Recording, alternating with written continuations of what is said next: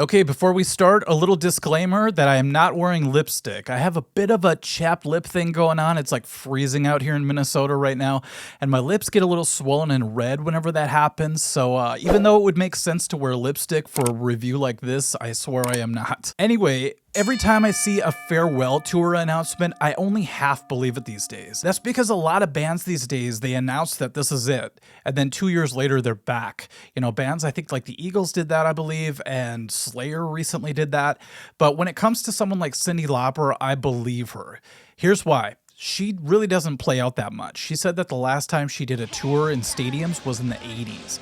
And so I figured this might be my only chance to see her and my last chance at the same time. This one was going to be taking place at the Target Center. Minnesota decided to be in single digits for temperatures, and I woke up to this howling sound of wind. It felt like I woke up in The Shining or something. And I thought, man, that's going to suck for, any artist. I pictured Cyndi Lauper getting off the airplane being like, oh my God, is it always this cold here? Even walking through the parking ramp to get to the stadium was quite the journey because it was so bitter cold. It felt like my skin was stinging. And as we were walking, I'm like, man, I hope it's not that much farther because even inside of the parking ramp, it was way too cold for us. But luckily, right before I fell over, we found the door to get to the elevators to get to the Skyway system, which is really nice. They have like this little Skyway walkway that takes you right to the stadium. So we got in there and it was kind of a fun party vibe, even though everybody was freezing and they were all kind of trying to thaw out inside the stadium. But it was about 90-10 women to men, which I pretty much expected. But hey, guys just want to have fun too. Sorry, that's my last dad joke of the day, I swear to God. Chris ran off to get some drinks, so I thought, hey, I'm gonna too. So I was looking for a place that was gonna sell more than just beer, and I was like, where can I go to get double Jack on the rocks? And I go around the corner and see this, and I'm like, yeah, that'll do it. So I'm in this line, and this lady who just got her drinks, I believe, fell face first onto the ground. Is this God's way of telling me to quit drinking? 3 staff members ran up and they're trying to pick her up, and I felt so bad for her because she just could not stand up. The next lady in line, I think she ordered like 2 wines and she poured it into 1 glass. And I'm like, yep. I think us Minnesotans have earned the right to leave our cares at the door when it comes to concerts like this. And getting through all that weather to get to this show, I think you've earned it, lady. However, my $30 double Jack on the rocks was way less impressive. As we took our seats, I couldn't believe how close we were. Even though we were on the first level, we just kept walking down those stairs. And next thing you know, we're in row H, which is really close to the end of the line. And I look out and we have this perfect view of the stage. And I look to the right and you could see the whole stadium. It was just perfect viewing, especially for someone who's going to be doing a review for the concert, because I could get a lot of good angles. The actual stage was all black and the gear was covered up with black sheets for the most part, but there was a drum set up in the front for the opening act. And I had no idea about the opening act. Usually I don't do too much homework. I just want to go to a show and be surprised. But I was already happy that they were going to actually use real drums. And they were showing lyrics of Cyndi Lauper songs that were scrolling upwards and had these really cool designs all over the place. As the songs went by, though, I'm just like, man, I was remembering all the legendary songs that Cyndi's been a part of, whether, composing or covering or whatever. But it was a really cool thing to see all of her lyrics just scrolling up as he sat there and read through them. Chris mentioned that the stage, the flooring, looked kind of strange, and it did. It looked like it was a little bit of padding going on, covered in like shrink wrap or something. Almost like, when you buy a new guitar and there's plastic on the pickguard and you peel it off. It seemed like they didn't peel off the plastic yet, so everything was kind of shiny. I thought maybe those were like illuminating tiles, kind of like a Taylor Swift thing or something, but later I'd realized that they did not light up. I think they were just padding, so it was easier to stand on them for long periods of time. You got to think about all this stuff, for certain performers. It's like they're going to be standing for 2.5 hours or whatever. You got to make it comfortable for them. There was also the secondary square stage in the middle of the arena, and I was really interested thinking, what's going to happen on that? I thought maybe she's just going to either pop up out of the floor or something during the show, or she's going to walk to it, or something big's going to happen, or they're going to have a wrestling match there, because it looked like the perfect size for that. I already mentioned that I didn't know too much about the opening act at all. I didn't even know what the name was going to be. I think Chris mentioned it, but I had already forgotten it. So when the lights went down and their logo popped up behind them, it was like an animated logo. I thought it was going to be one of 2 things. I thought it was either the name Gacy, which I thought is kind of strange to have as a name, or as the little center letter spun, I thought it said Sace. And I thought, oh my God, it's going to be Philip Sayce, who's this incredible guitar player. If you've never heard of him, check him out. I thought that would be an awesome opening act, but it doesn't really make sense for a Cyndi Lauper concert. And I'm like, Chris, what does that say? And he's like, Gail. Being the old man that I am, I had never heard of Gail before. It turns out she's been on The Tonight Show. She has a couple hit songs, but, I'm just in the dark. But I thought, okay, this is interesting.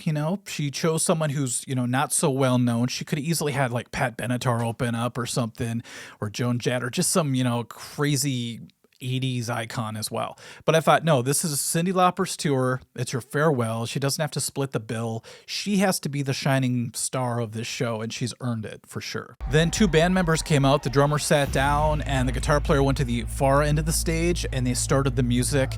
And I could tell right off the bat that they sounded way bigger than just 2 people playing. So they were using some sort of tracks behind them. And I'll talk more about that in a little bit. But then Gail came out. It's weird. I can't remember that name, Gail, for some reason. My aunt is named Gail, so it's hard for me to put that name on like a pop star for some reason. I have to admit, it's really hard for someone my age to really get into new music. So I sat there and I was really taking it all in. I was just sort of like, dissecting it, if you will, in real time. And I loved what the drummer was doing. He was real solid doing his thing. And the guitar player was rocking out. And Gail was just singing at this point. But the sound was really big. Like I said, they were using those tracks. But after a few songs, I started to get won over. This happens a lot. I just have to give a band a chance. And all of a sudden I'll see a lot of cool things I like about them. And I think it was the second or third song, though, her tech came out and brought her a bass guitar. And Gail started rocking it, and she held it a little bit like Steve Harris from Iron Maiden. It was really interesting. I'm like, who holds their bass like that besides Steve Harris, And later she's like, by the way, everyone, I'm homeschooled. I'm like, oh, that explains it. I realize that made no sense, but it kind of does to me. The whole band was dressed in like a 90s fashion. I thought the 90s are back. Thinking of Cyndi Lauper and how many times the 80s have made a comeback as far as fashion and music. And now here's this young band, and they're all dressed like they just got out of like a Yellow Card concert. After that song, the tech grabbed the bass, and Gail started playing guitar. So I'm like, wow, this girl is very multi-talented. This is great to see. And the music began growing on me. It's like they started playing a little bit more pop-punky type sounds.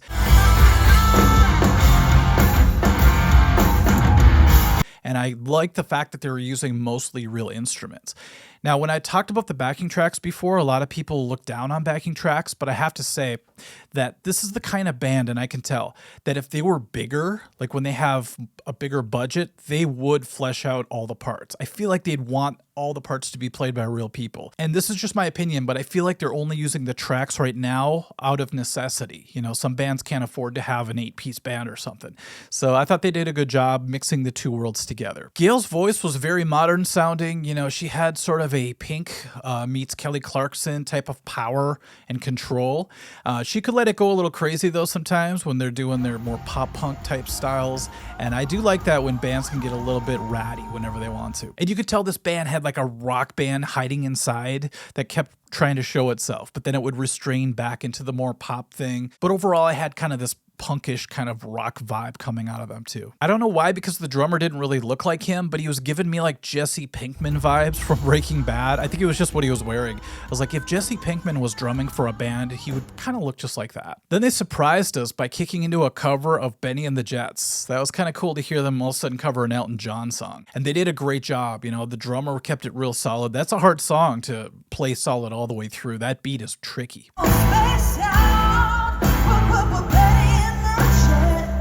It doesn't seem like it would be, but try it sometime if you're a drummer. It's really hard to be that disciplined throughout the entire song. And then on that song, the guitar player in the band, I think his name's Max. I tried to look things up, but it's hard to find information on everybody. He was rocking out a lot of cool chords and riffs during the show, but during Benny and the Jets, he kicks into this sweet wah guitar solo.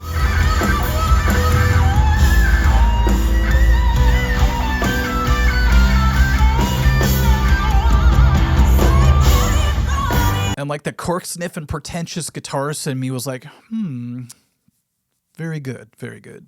I guess one of Gail's biggest hits is a song called ABCDEFU. Clever, I'd have to say. But it was kind of strange seeing a lot of younger kids there, singing along with her. I'm like, wow, kids are not like what I was like when I was a kid.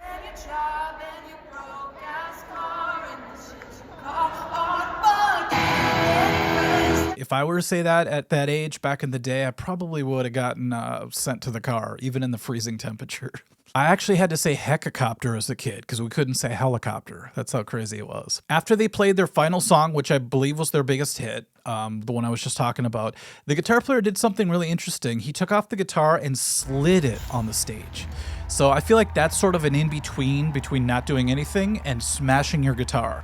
Because if you're on a budget, which I assume this band is, if you're a smaller band like that, you can't just be, breaking your guitars every night. So that was a really cool move. I still wouldn't do that with my guitars, but to each his own. And then Gail took off her bass and set it down on the floor too. And the teacher in me is like, doesn't anyone have a guitar stand here? The changeover took a long time. And, it was building up the excitement, which was cool. They took all the sheets off of the gear, and I could see that there was like a whole station for keyboards. There was a whole station for percussion. There was a drum kit, then guitars and bass. It was just like a full setup that went all the way across the stage, filling it up. I went to get another drink, and as I did, I looked around and noticed that there were quite a few guys, more than I thought, walking around. And some of them were wearing like metal shirts. One guy had a Metallica shirt from their last tour. And I saw another guy wearing a Pantera shirt. I'm like, what is going on here? Why did I wear Gem? I could have easily wore like my Gojira shirt that I got. I stood in line to buy a shirt, but then I looked at the rack of all the options, and they all look like they were female cut shirts. And when I wear a female type of shirt, which I've tried before, it doesn't fit well at all. Don't ask, it's a long story. But I looked at the options, and I'm like, oh no, there's no shirts here for guys. So forget this, So I just went and got a drink and sat down. We sat there waiting, and all of a sudden they pumped out One Way or Another by Blondie at a very elevated level of volume. So I knew that it was the last song before the show was going to start. Then they have this huge montage of videos, which I love. The last time I saw someone do that, I think was Alanis Morissette. And I think it went on for like 10 minutes with Alanis, and then she came out. It was really strange. That might have been her farewell tour too, I'm not sure. But CYNDI's montage was a lot shorter, and I thought it was really well done. And then right as the band comes out, they had these confetti cannons in front of the stage that I thought they were going to save till the end of the show. But they went off right off the bat, and these colorful streamers and confetti shot out all over the audience. It was pretty sweet.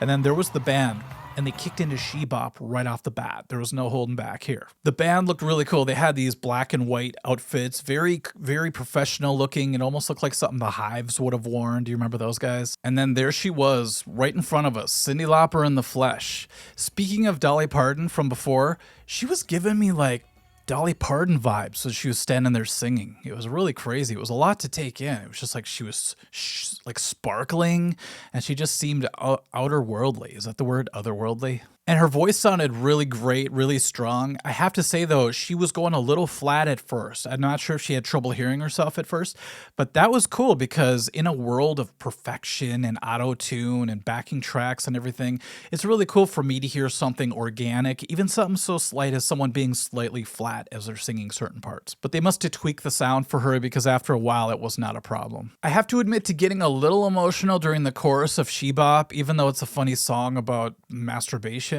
I learned that way later in my life. But you would think like a fun party song like She-Bop would just make you feel excited, but there's something real melancholy about the chord structure and the melody of the chorus. I guess it depends what you were going through when you heard it as a kid. And guess what? After the first tune, she goes into the Goonies song.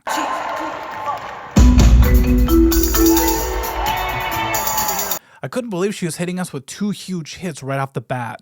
And, I tried to count all her major hits, and I got to about 8, and then it started to trail off a little bit to like mid-range songs. But I thought, man, she's already coming out and playing 2 hit songs. She's just going for broke here. But before the Goonies song, she talked to the audience for a while. She did this throughout the entire night, which I usually don't like, but when it's a legend and they're telling you these stories, I love it. It's like that Storyteller show that used to be on VH1. I miss that show. She talked about how a lot of people she knew in the business were huge Goonies fans. Some of them were like closeted fans, but guys like, she named a bunch of wrestlers like Roddy Piper and Andre the Giant, and everybody just went crazy when she said his name. Captain Lou Albano to Roddy Piper, the Fabulous Moolah, Andre the Giant, Freddie Blassie.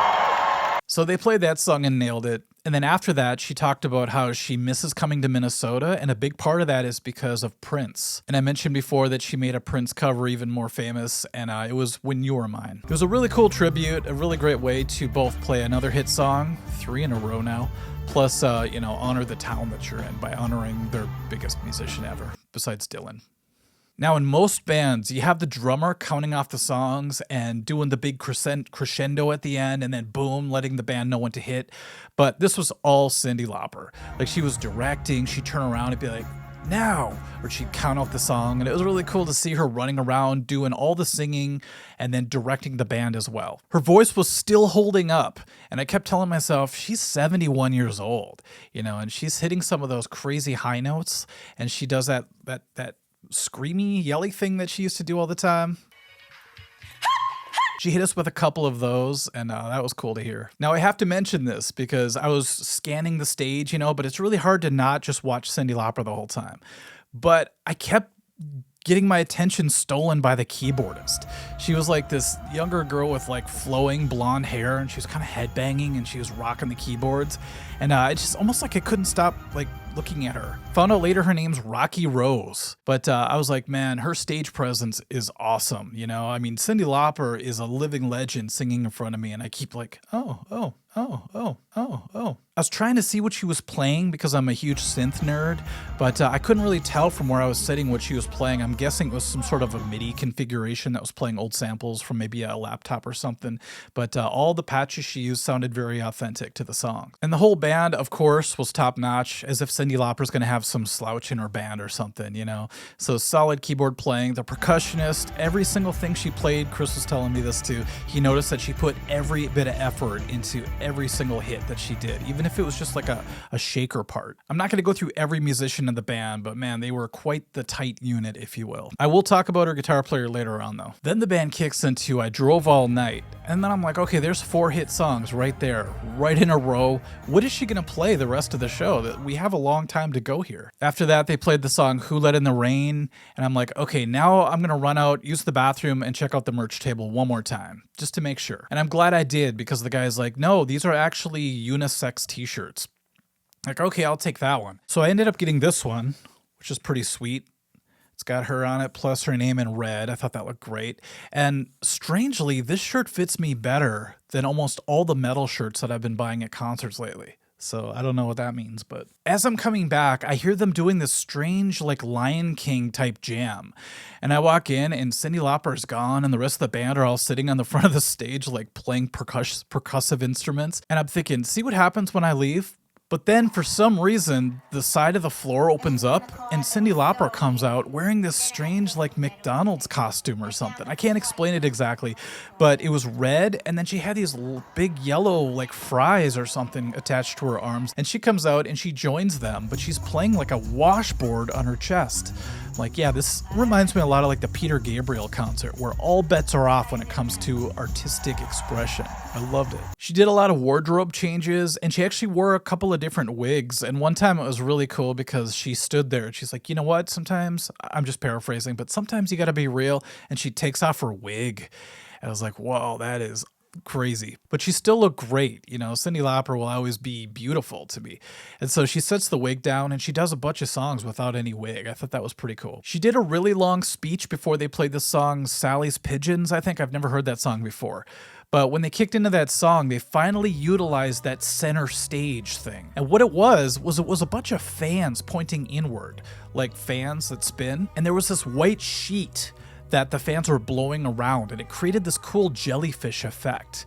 It was kind of funny though, because sometimes it would fall to the side and fall off the stage and somebody had to run and grab it and push it back on. But as Cyndi Lauper would say, hey, it's live, what are you gonna do? It was easy to get mesmerized by it. It was just like morphing, as you watched it and as you heard the music. It was this really cool moment. Shortly after that though, the show took a darker turn and it got a little bit tense for a little while. They kicked into the song I'm Gonna Be Strong, I believe it was called, and she was having some vocal issues, but not right away. She sounded really great, and about a minute into the song, suddenly she just stops and goes, hold on, everybody.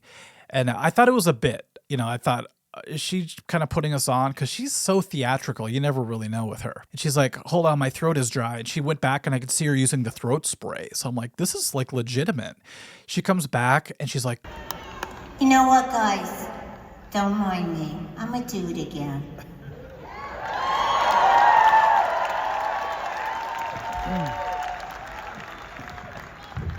And it's also rock and roll.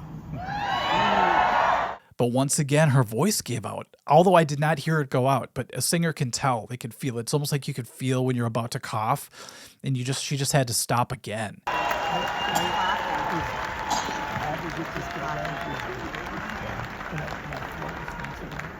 And the whole crowd was being really supportive. You know, our Minnesota Nice, I guess, was coming out. But we're all like, it's okay, it's okay. And I kept thinking, just skip this song. You know, if you're having trouble with this song, skip it or just talk your way through it or whatever, because the crowd is not going to care. We're going to love it no matter what. But she tried one more time, and it's just the fighter in her. She's always been this fighter, you know? And the name of the song is kind of almost too dead on. So once again, it's just like, is this a bit? Then when she had to stop again, I just thought maybe they're going to call the show. What if that's it? Like, sorry guys, I can't keep singing. See you later. She ends up skipping the song, but here's the weirdest part. I'm just so confused about all this.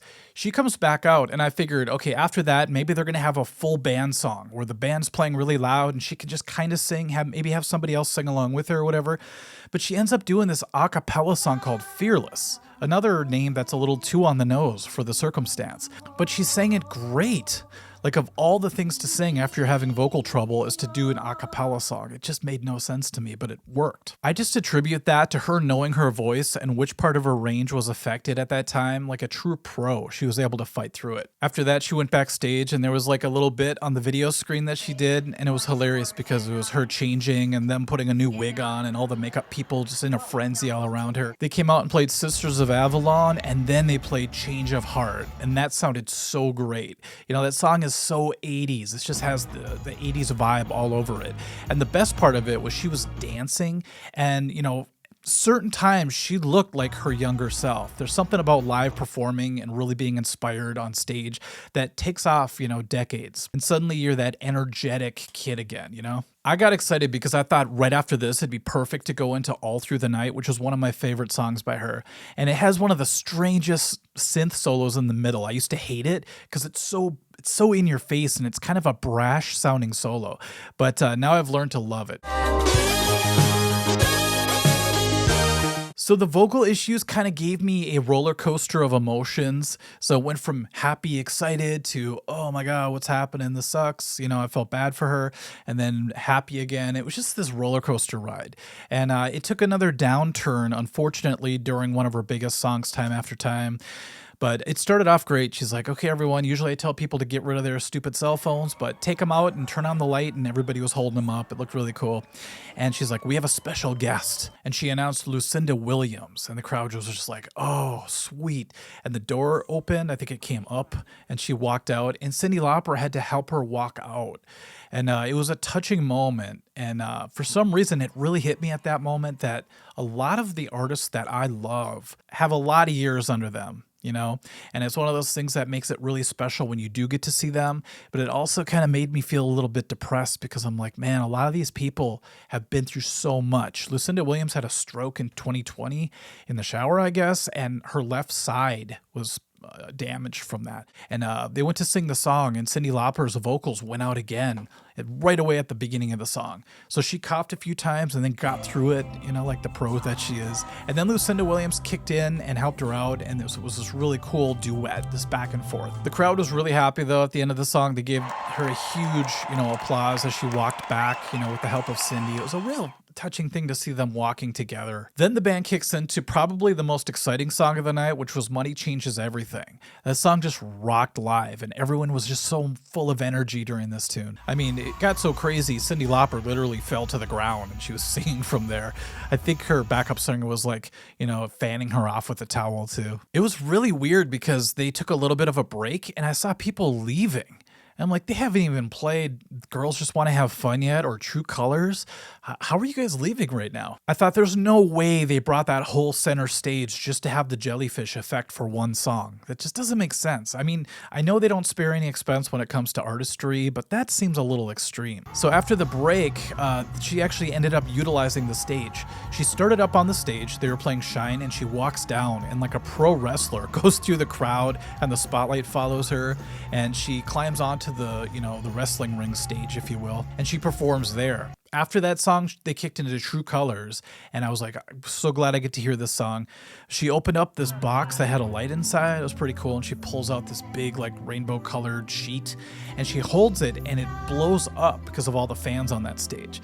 But while it was blowing that sheet up into the air, I saw her wig that she was wearing kind of starting to come up too, and I thought, oh no, that would be quite the thing to see Cyndi Lauper's wig like fly away into the crowd or something. That'd be nuts. But knowing how Cyndi Lauper can joke about anything, you know, she'd probably just laugh and be like, hey, like I said before, it's live. What are you going to do? And by the way, the wig never flew off. She turned her head just enough to avoid that. So yeah, she took care of it. After that, she announced that the next song was going to be about women's empowerment. And she did that throughout the night. She talked about that quite a bit. And the crowd went crazy. And because everybody thought girls just want to have fun. And Cyndi Lauper started singing on the stage, and she made her way back, and suddenly the whole stage was white and red, like red polka dots, and the band was all wearing white with red polka dots. It looked really cool how they made that big change in between songs. Kind of looked like a Target ad or something. And then Gail walks out. You know, she didn't go home early. She comes out, and she's singing the song with Cyndi Lauper. She actually took over and sang one verse and one chorus, I believe. And then by the time Cyndi Lauper came back, they put her in a white outfit with polka dots, and then they were all singing together on stage. It was a cool moment. And that's when I noticed that her guitar player, I believe her name's Alex, I'm really bad with names, I'm so sorry, but was playing an Ibanez. It looked like an RG series Ibanez. It was red and black, and I was just like, yes, that just made my night even better. And her look and performance is perfect for this band. You know, she played all the parts you needed to, stuck out when you had to, but also pulled back and sunk into the mix whenever necessary, which is most of the time for a guitar player. It's really easy when you're holding a guitar to always want to be, you know, rocking out. But in this kind of situation where you're playing legendary songs, you really have to fit into the mix the right way, and she did. And just like that was the last tune we kind of guessed it was going to be. And next thing you know, she's saying goodbye, and we're walking up all of these concrete steps to get to the exit. And Chris reminded me that the Target Center is now 34 years old, and that just blew me away. I was like, I remember when it was first built, and I remember seeing Metallica there for the Black Album tour in '91, and it's already 34 years old. This is crazy. And once again, I was reminded about all the things that I grew up with, all the things that I loved are now later on in their years, you know? And it does make it more special. When you are there, you're just taking it in. You're just like, oh, I'm so glad for all this stuff. Very grateful. But you also know that all good things must come to an end, just like the concert, just like people's careers, and just like the Target Center eventually. Watch, they'll bulldoze that thing down and put up a new billion-dollar stadium. I just know it. I believe Somewhere Over the Rainbow was playing as we were leaving. A couple concerts now that I've been to play that at the very end. It's like the perfect exiting song. And as we're walking up the stairs, I look over and my friend Todd is right there, and he's wearing an Iron Maiden shirt. I thought that was pretty sweet. Getting back out to the parking garage, it wasn't nearly as bad as when we first got there, because after the adrenaline goes through you during the show and you're all excited, it's easier to tolerate sub-zero temperatures. And driving home, I started to reflect on the concert, and you know, it's that mix, that roller coaster, a mixture of happiness and a little bit of heartbreak. And I've come to realize that's what life is really about. You know, if you don't get to feel the full spectrum of emotions, you just don't feel like you've fully lived sometimes. Okay, everyone, I hope you enjoyed this review. I know I kind of lapped myself when it comes to concerts, because I have another concert review that I skipped over to do this one. I wanted to do this review the next day, so I had everything in my brain still. But I do have another concert review coming out very soon for a show that I saw last month. But don't worry, I wrote down all the important details, so I won't skip on those. Thank you everyone for watching, and we'll catch you at the next video. Bye-bye.